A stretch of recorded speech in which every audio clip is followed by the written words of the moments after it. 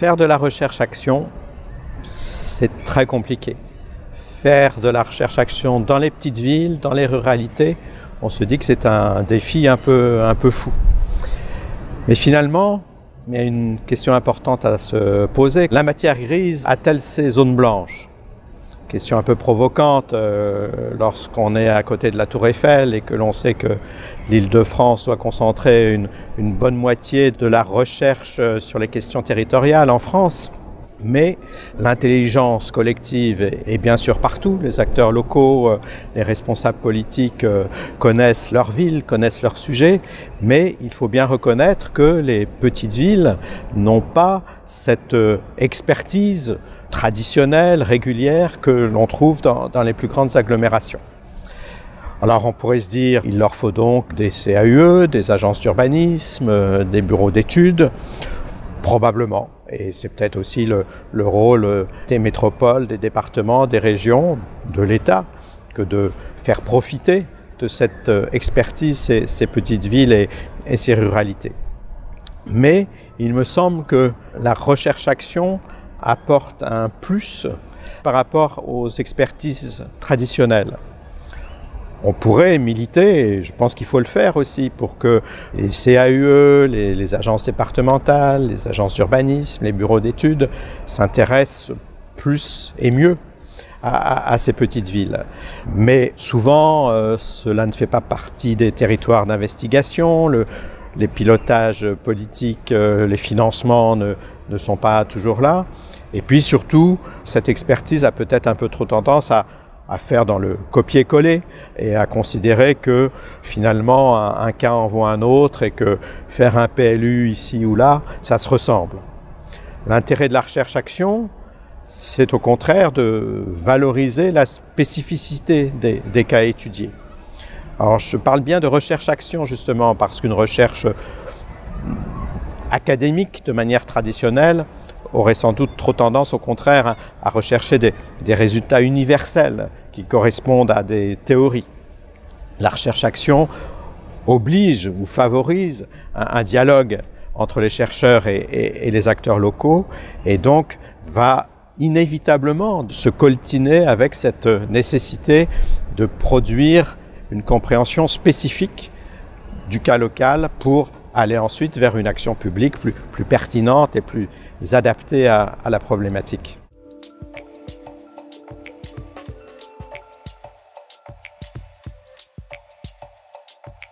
Nous avons choisi dans ce programme de privilégier une méthode qu'il va falloir développer en faisant de la comparaison entre cas, c'est justement l'étude de cas.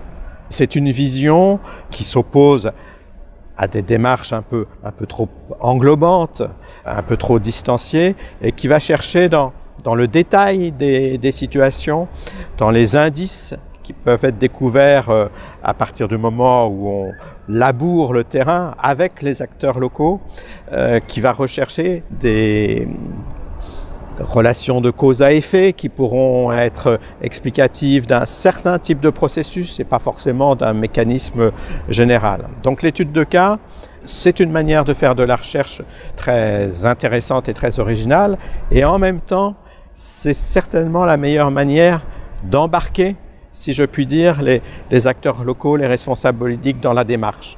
Parce que l'étude de cas se fabrique avec eux. Ils sont acteurs agissants, si je puis dire, de la fabrication de l'étude de cas. Et donc, on est vraiment là dans le circuit court, où l'appropriation des résultats de la recherche va se faire véritablement chemin faisant, en même temps que se construit l'analyse du terrain et l'étude de cas.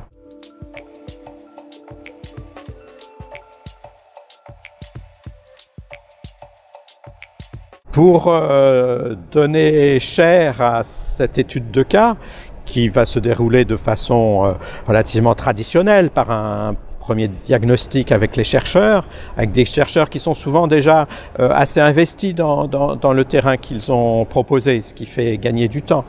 Ensuite, il y aura un moment un peu de cristallisation, de catalyse, un séminaire qui sera à la fois une manière de faire converger les résultats de l'étude de cas, où les chercheurs là négocieront, si je puis dire, discuteront avec les acteurs locaux et où se formera le consensus autour du récit du cas analysé. Et puis c'est aussi la valorisation de l'étude de cas et les premiers éléments pour produire ce qui sera le passage de l'étude de cas au cas d'école. La montée en généralité de l'étude de cas, c'est ça, c'est en faire des cas d'école, suivant des contextes spécifiques, suivant des modes d'action spécifiques également.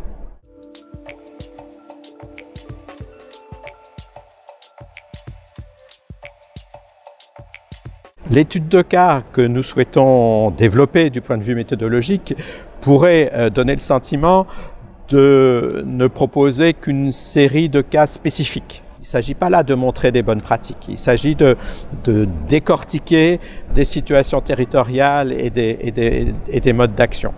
Et souvent, il s'agit d'ailleurs de mettre en relation le comment et le pourquoi. C'est ça aussi l'intérêt de l'étude de cas. Et mettre en relation le comment et le pourquoi, c'est donner à voir des mécanismes, des processus, qui certes sont spécifiques, mais qui sont universels dans leur manière de fabriquer de l'action publique.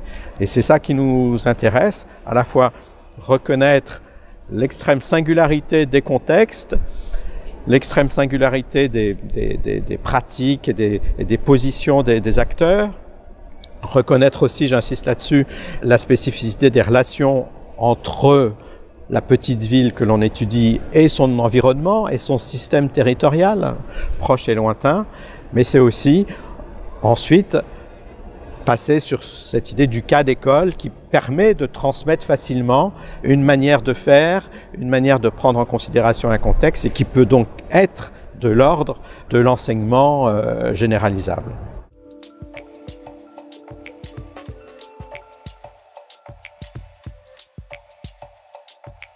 Les cas proposés sont d'une hétérogénéité folle et je pense que ce qui est intéressant, c'est de voir toutes ces situations sont à la fois confrontées à des mutations structurelles qui touchent l'ensemble des territoires, mais également qui ont, par leur histoire, par les chemins de dépendance de l'action publique, par les stratégies des acteurs, une forte singularité dans la manière d'appréhender ces mutations. Et c'est ce qu'on pourrait appeler des stratégies de transition, finalement. La stratégie locale qui vient s'approprier, appréhender des mutations plus globales.